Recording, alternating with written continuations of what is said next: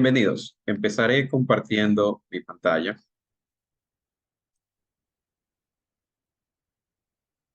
y hoy nos preguntaremos lo siguiente. ¿Cómo calculamos el coeficiente global de transferencia de calor? Y específicamente estamos hablando de un intercambiador de calor de tubos concéntricos. En este caso tenemos dos tuberías, una interior y una exterior, ¿verdad?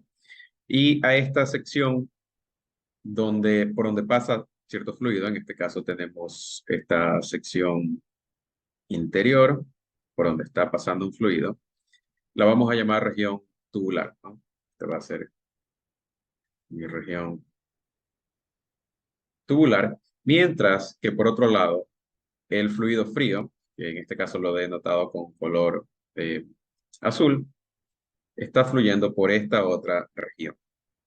Y esta región que está entre las dos tuberías, interior y exterior, esto se conoce como región anular, o la vamos a denominar así. Bien, ya vimos anteriormente que la razón de transferencia de calor entre el fluido frío, en este caso el que está pasando dentro de la tubería interior, y el fluido caliente, que es el que está pasando dentro de la tubería interior, y el fluido frío, que es aquel que está pasando dentro de la región anular, puede ser estimada como Q igual al coeficiente global de transferencia de calor por el área de transferencia de calor por una diferencia de temperatura media logarítmica. Ya hemos visto cómo podemos calcular esta diferencia de temperatura media logarítmica. Y esta área es el área de transferencia de calor, que en este caso hemos utilizado, y voy a cambiar de color a rojo, estamos utilizando esta área exterior de la tubería, mejor un color verde, es decir, esta área de aquí, ¿verdad? Sería esta área que estoy sombreando de verde. Esta es mi área exterior. Por lo tanto, sabemos cómo calcularla, la podemos estimar a partir de la geometría de la tubería y lo único que desconocemos es este coeficiente global de transferencia de calor. En este caso sabemos que si el fluido frío está pasando por la región interior, el calor se está conduciendo desde la parte interior hacia la parte eh, anular, es decir, Q está moviéndose en ese sentido. Como sabemos que existen diferentes resistencias, ¿verdad? Tenemos primero acá una resistencia debido a la convección interior, es decir, un HI. Luego tenemos otra resistencia debida a la conducción a través de esta pared. Aquí vamos a tener conducción. Y finalmente tenemos otra resistencia térmica que va a ser una resistencia convectiva en el lado exterior. Sabemos que para el diseño de intercambiadores de calor, estas tuberías tienen paredes delgadas y son construidas de materiales conductores, por lo tanto, esta resistencia de conducción es aproximadamente cero cuando la comparamos con la resistencia debido a la convección interna y la resistencia debido a convección exterior en la parte exterior de la tubería. Y así que podemos reescribir esta expresión como razón de transferencia de calor igual a una diferencia de temperatura media logarítmica dividida para cierta resistencia térmica, que va a ser mi resistencia térmica total. Esta resistencia térmica total podemos decir que será igual resistencia térmica total igual a 1 dividido para áreas A sub 0 y el coeficiente global de transferencia de calor U sub 0. Y sabemos que si esta resistencia térmica total considera primero convección interior, conducción y convección exterior, podemos eh, reescribirla de forma sencilla como si tuviéramos transferencia de calor unidireccional a través de superficies cilíndricas. Por lo tanto, esto sería 1 sobre A sub 0 y 1 sobre U sub 0 podemos escribirlo como 1 sobre el coeficiente global perdón, el coeficiente convectivo en la superficie interior. Pero dado que estamos utilizando esta área, el área exterior, tenemos que considerar que este coeficiente convectivo en la superficie interior es calculado en función de cierta área interior, y donde esta área interior va a depender del diámetro interior, mientras que esta área exterior depende del diámetro exterior. Por lo tanto, va a existir aquí cierto factor donde al final se reduce esto a la relación entre diámetros. Es decir, tendría el diámetro exterior de la tubería sobre el diámetro interior de la tubería, siendo este mi diámetro exterior de la tubería y siendo este de acá el diámetro interior de la tubería. Más 1 sobre h sub 0. Acá no tengo que multiplicar por nada, porque ya está calculado en base al área exterior de la tubería.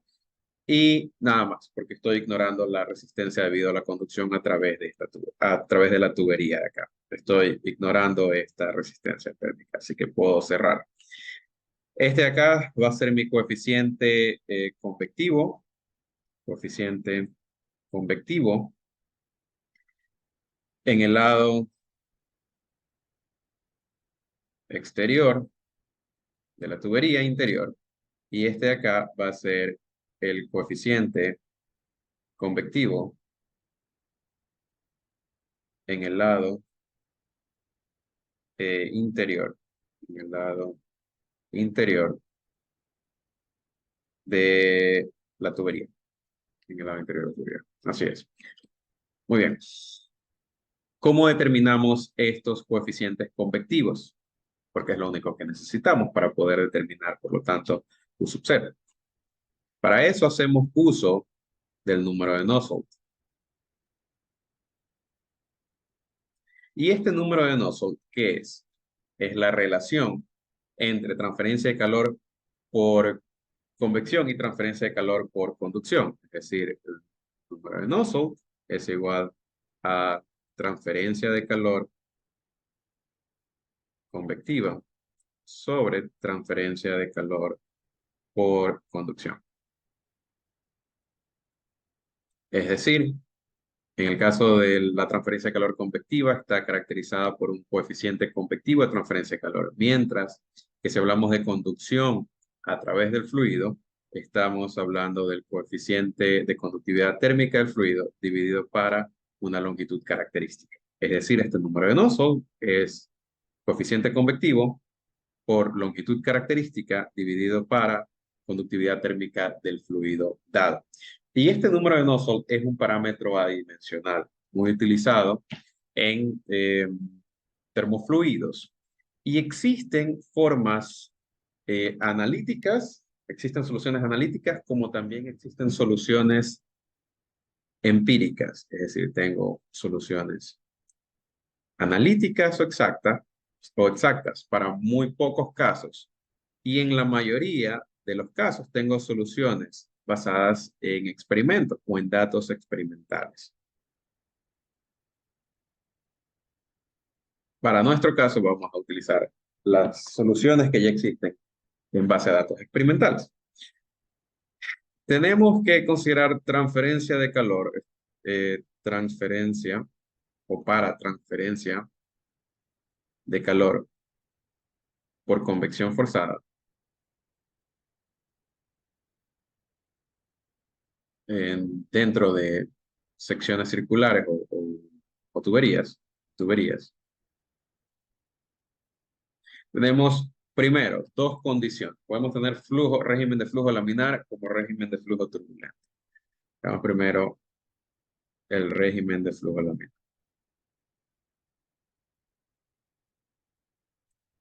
A pesar que sabemos que esto es impráctico para intercambiadores de calor, ¿verdad? Porque lo que tratamos de fomentar es la razón de transferencia de calor o la energía que se está transfiriendo de un fluido a otro fluido. Y esto está relacionado a la dinámica del fluido. Y sabemos que el flujo turbulento es mucho mejor para transferir calor. Significa que tener flujo laminar dentro de un intercambiador de calor no es la solución que buscaríamos. Sin embargo, pueden haber pueden haber casos donde sí tenemos flujo laminar, si es que la longitud de escala es pequeña.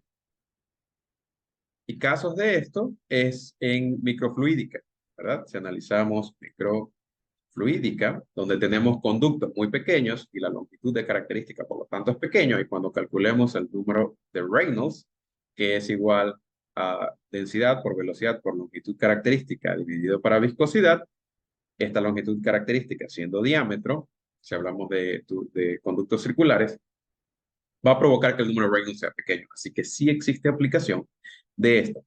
Para este caso vamos a utilizar la ecuación. Entonces,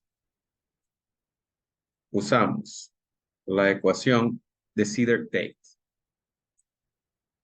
Sider-Tate. Y esta ecuación de Sider-Tate lo que me dice es que el número de Nusselt, que sabemos que es igual a HL sobre KF, y este L sería el diámetro, porque estamos hablando de tuberías, es igual, o podemos estimarlo, como 1.86, una constante, por el diámetro del conducto, o longitud equivalente o característica, por el número de Reynolds, por el número de Prandtl, dividido para la longitud del conducto o tubería, y todo esto expuesto a la 1/3.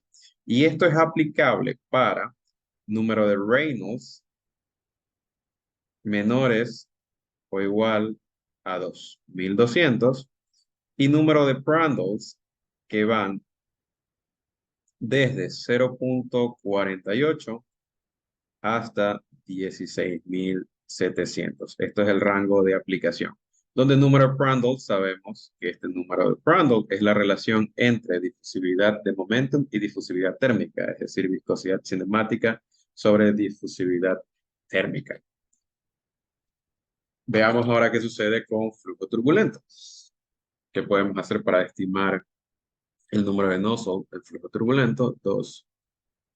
Tengo flujo que se mueve en régimen turbulento. Para eso vamos a utilizar dos ecuaciones o dos expresiones podemos usar. Primero, la más sencilla, que es la ecuación de Ditus-Volter o relación de Ditus-Volter,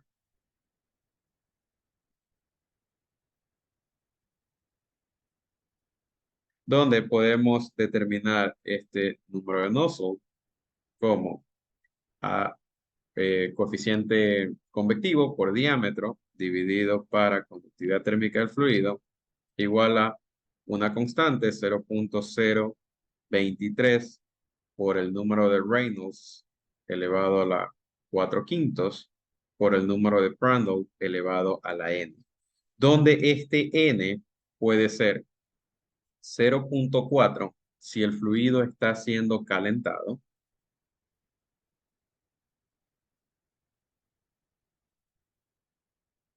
está siendo calentado. O también puede tomar el valor de 0.3 si el fluido está siendo enfriado. Y el rango de aplicación de esta ecuación es para número de Reynolds. Obviamente, si estamos hablando de flujo turbulento, significa que va a estar por encima de 4.000, pero el rango de aplicación es Reynolds, que es igual a la velocidad por el diámetro dividido para velocidad cinemática, mayor o igual a 10.000. Y para número de Prandtls, que están entre 0.7 y 160. Ahora, esta ecuación es sencilla, pero como vemos, no considera primero que no considera la rugosidad dentro de las tuberías, así que tomemos nota, no considera rugosidad en las paredes de la tubería, que sabemos que va a fomentar la tasa de transferencia de calor, y además no es muy exacta, no es exacta o aproximada, cuando tenemos diferencias de temperaturas altas, diferencias de temperaturas entre la temperatura del fluido y entre la temperatura de la superficie. Pero sus ventajas es que es muy sencilla de calcular, lo único que necesitamos es determinar el número de Reynolds, el número de Prandtl, y nos puede dar un valor estimado. Si queremos algo más preciso, tenemos algo que se llama la relación de Minkowski. Voy a escribir acá ecuación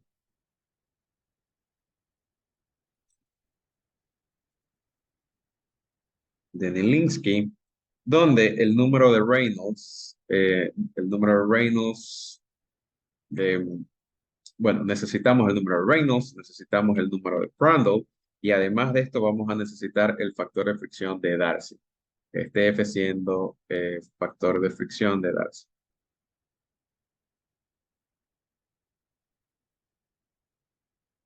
Que es el mismo que se utiliza en la ecuación de Darcy-Weisbach y donde podemos determinarlo a partir de ecuación de Colbert o también diagrama de Moody o los otros tipos de relaciones que hemos presentado.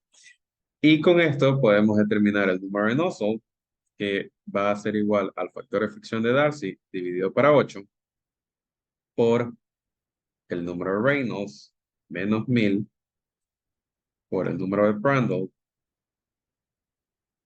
dividido para 1 más 12.7 factor de fricción de Darcy dividido para 8, puesto esto a la 1 medio, por el número de Prandtl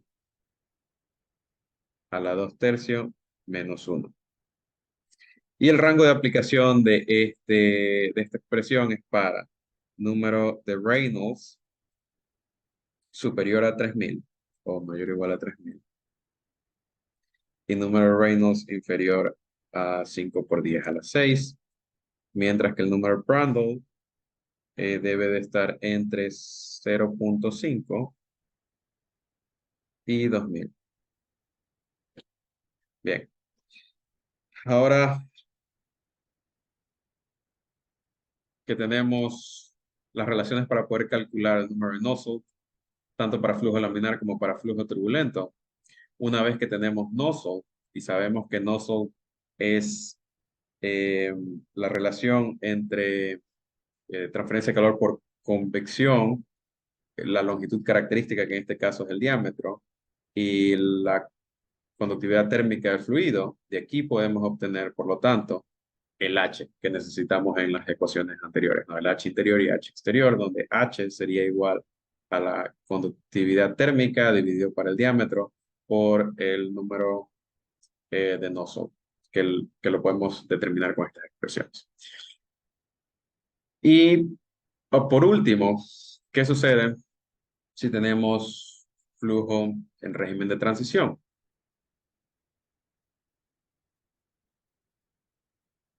Es decir, no es ni laminar ni turbulento, sino que tenemos un valor que está entre los 2200 y 4000. Lo que podemos hacer es interpolar, ¿verdad? Interpolar en base a las relaciones que podemos obtener para números de Nusselt. Es decir, calculamos números de Nusselt para flujo laminar, para flujo turbulento e interpolamos un valor intermedio. Bien. Ahora, otro dato importante que quiero mencionar es cómo determinamos este número de Reynolds, ¿verdad? Sabemos que el número de Reynolds es igual a la densidad por la velocidad por el diámetro dividido para la viscosidad, o también velocidad por diámetro dividido para viscosidad cinemática, pero la pregunta es, ¿cuál es este diámetro? Si tenemos en una tubería o en una, si regreso a esta gráfica, si tenemos un intercambiador de calor de tubos concéntricos, tenemos una tubería interior y una tubería exterior, fácilmente vemos que el diámetro en el caso de la tubería interior va a ser el diámetro interior de la tubería, pero en el caso del diámetro de la región anular, tenemos que utilizar otra expresión y que se va a hacer el diámetro efectivo de transferencia de calor. Voy a graficar acá. Esta sería mi tubería interior. Este es el centro. Esto de aquí sería el diámetro interior de la tubería, mientras que esta tubería exterior va a formar acá una sección anular que voy a pintar de verde. Esta es mi región anular. Y llamemos, por lo tanto, a este diámetro de aquí, llamemos diámetro exterior o interior. Llamémoslo como diámetro interior de la región anular. Y este diámetro de acá, este diámetro aquí, va a ser el diámetro exterior de la tubería interior o de la región tubular. Bien, para región tubular, este diámetro es igual al diámetro interior de la tubería interior o de la región tubular, mientras que para la región anular vamos a hacer el uso de un diámetro efectivo de transferencia de calor o de diámetro efectivo. Y este diámetro efectivo es algo similar al diámetro hidráulico, donde el diámetro hidráulico es igual a, ¿qué? A 4 veces el área de flujo dividido para el perímetro mojado. Pero como estamos hablando de transferencia de calor, este diámetro efectivo de transferencia de calor va a ser igual a 4 veces el área de flujo sobre el perímetro de transferencia de calor.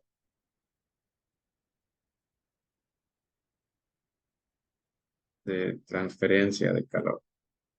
Es decir, 4 veces por el área de flujo, que es igual a pi cuartos de el diámetro interior de la región anular al cuadrado, menos el diámetro exterior de la región tubular al cuadrado.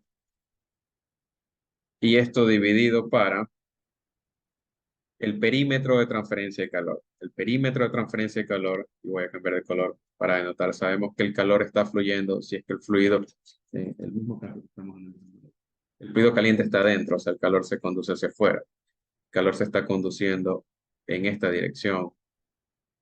Y el área de transferencia de calor con el cual hemos hecho todos los cálculos es esta área de aquí, el área exterior, a la cual hemos llamado A sub 0. Por lo tanto, ese perímetro de transferencia de calor será igual a pi por el diámetro exterior de la región tubular.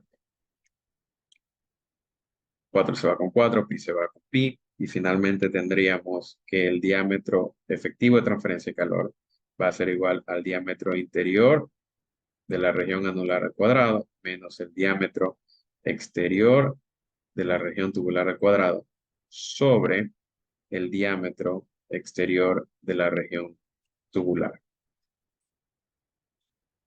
Y de esta forma, con este diámetro efectivo, podemos determinar el número de Reynolds, podemos determinar los números de Nusselt y podemos finalmente calcular el coeficiente de transferencia de calor interior y exterior, ¿verdad? Es decir, que calculamos número de Nusselt y una vez que calculamos número de Nusselt, podemos proceder a calcular los coeficientes de transferencia de calor eh, por convección, tanto en la parte interior como en la parte exterior, y de esta forma podemos obtener un sub 0. Bien, ahora hablemos sobre resistencias térmicas adicionales que existen, ¿verdad? Decíamos lo mismo. Voy a volver a utilizar ahora el color rojo. El calor se está conduciendo desde la parte interior hasta la parte exterior y pues tenemos una resistencia en la parte interior, en la pared en esta pared interior de superficie y tenemos una resistencia por convección en esta parte exterior. Y lo calculamos utilizando la siguiente expresión, 1 sobre U sub 0, donde este es el coeficiente global de transferencia de calor, igual a estas expresiones que están acá. Pero al pasar del tiempo, lo que sucede en los intercambiadores de calor es que se van a crear ciertos depósitos en estas paredes, ¿verdad? El fluido interior va a crear ciertos depósitos en estas paredes de la tubería, como también van a crear depósitos en esta otra pared de la tubería, en la pared exterior. Y cuando tenemos calor que va fluyendo desde adentro hacia afuera, desde afuera hacia adentro, lo que va a suceder es que vamos a tener, por lo tanto, resistencias extras en estas superficies. Esas resistencias las vamos a denominar como RD o resistencias por depósito o por suciedad en la pared interior como en la pared exterior de la tubería. Y también se conocen como fouling factor en inglés.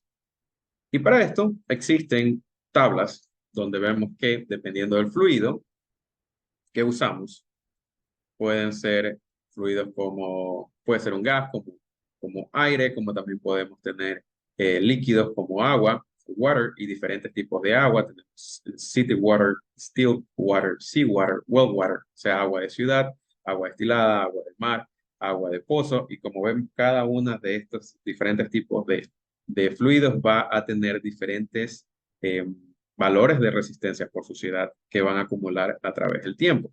¿Verdad? Todos estos valores, tanto en metros cuadrados por Kelvin por watt, como en pie cuadrado por hora por grado Rankine por BTU. Si nos fijamos en las unidades, vemos que tienen unidades que son eh, inversas a las unidades de coeficiente global de transferencia de calor. Por lo tanto, las vamos a calcular o las vamos a añadir de esta forma. Vamos a decir que el coeficiente de transferencia de calor, coeficiente global, el coeficiente global de transferencia de calor va a ser igual al coeficiente global de transferencia de calor cuando el equipo está nuevo o sin considerar las resistencias por depósito, más estas resistencias debidas a la suciedad interna y externa del fluido.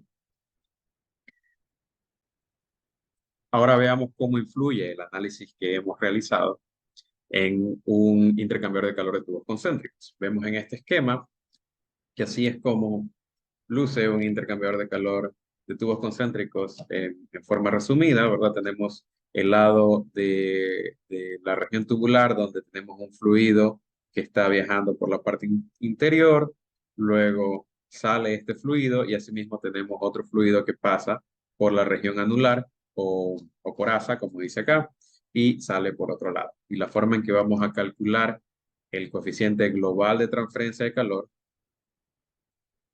global de transferencia de calor es de esta forma, ¿verdad? 1 sobre U igual a 1 sobre U sub 0 más las resistencias por depósitos, tanto en la parte interior como en la parte exterior de la tubería. Es decir, tenemos depósitos que suceden en esta superficie que estoy marcando, como también en esta otra superficie que estoy marcando ahora.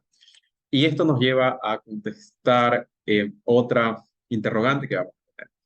¿Cómo hacemos la selección de fluidos? Es decir, eh, no selección, sino selección de regiones por donde pasa el fluido. Selección de regiones por donde pasa el fluido.